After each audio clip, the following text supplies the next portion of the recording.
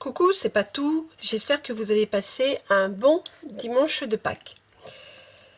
Je vous fais une vidéo parce que je voudrais partager avec vous deux façons de faire des palettes de mélange.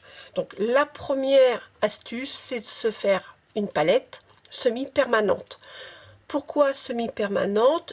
Tout simplement parce que elle va s'user dans le temps et il va falloir refaire sa palette. La deuxième astuce, ça va être de faire une palette permanente qui va durer dans le temps. Alors, première astuce.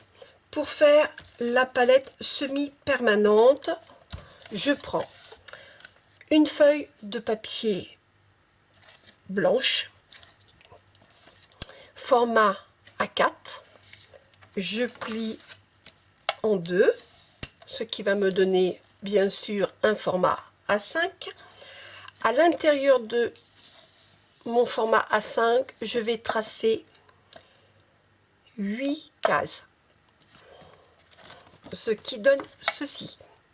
Alors, pour ceux qui veulent les mesures, je vous les donne.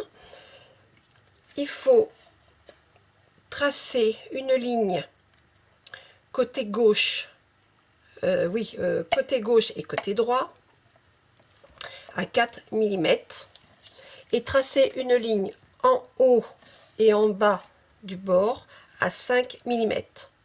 Ensuite, ici, on divise par deux, on trace une ligne, et là, je divise par 4 et je trace mes lignes.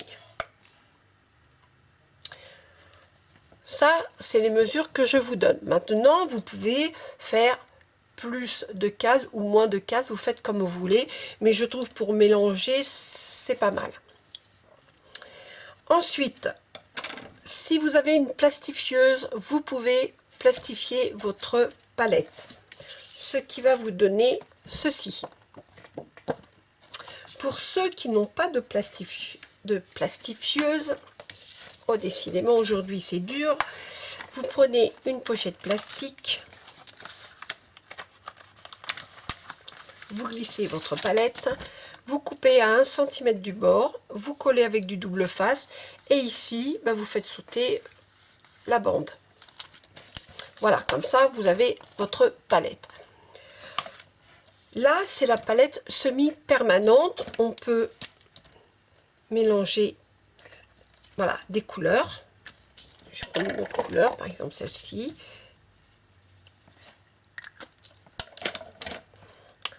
Et ça se fait facilement. Et je peux bien sûr nettoyer facilement ma palette puisque elle est plastifiée. Alors pourquoi je l'appelle palette semi-permanente? Parce que au fil du temps, le plastique va se teinter, surtout quand on utilise le rouge et le orange.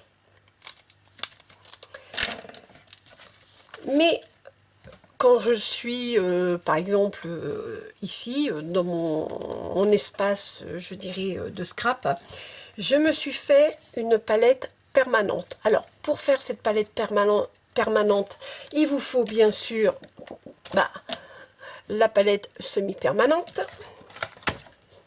Et j'ai pris tout simplement un, comment on appelle ça? Ah, j'ai plus le nom. Où on pose les choses un peu chaudes. Enfin bref, vous m'avez comprise. Oh là là, je cherche. Et il y a les mots qui m'échappent des fois. Oh, c'est là, c'est pas possible. Un sous-plat. Voilà, j'ai trouvé. Il faut prendre un sous-plat en verre, totalement transparent. Alors surtout pas avec des dessins, hein, bien sûr. Voyez, moi c'est pas trop grand. Je le pose à l'envers, les pieds devant moi. Je prends ma palette semi-permanente et je vais la fixer dessus. Un petit morceau de scotch ici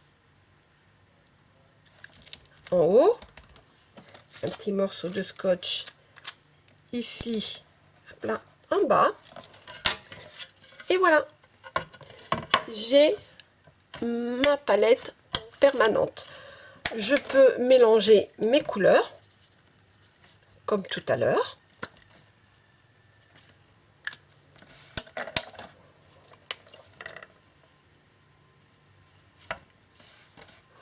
Et je peux nettoyer facilement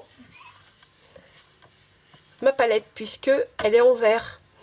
Et quand vous faites des couleurs comme le rouge et le orange, ce sont des couleurs qui tachent, et ben ça ne tâche pas votre palette puisqu'elle est en vert. Et elle est très facile à nettoyer. On peut la mettre sur le côté, comme ça, et travailler. Vous pouvez aussi, si vous avez comme moi un tapis en verre, c'est pousser votre tapis, mettre votre palette à côté, et en plus c'est à la même hauteur. Voilà, c'était ma petite astuce que je voulais partager, je dirais, avec vous. J'espère que cette vidéo va vous servir. Moi, je vous fais plein de gros bisous et je vous dis bye bye, à la prochaine.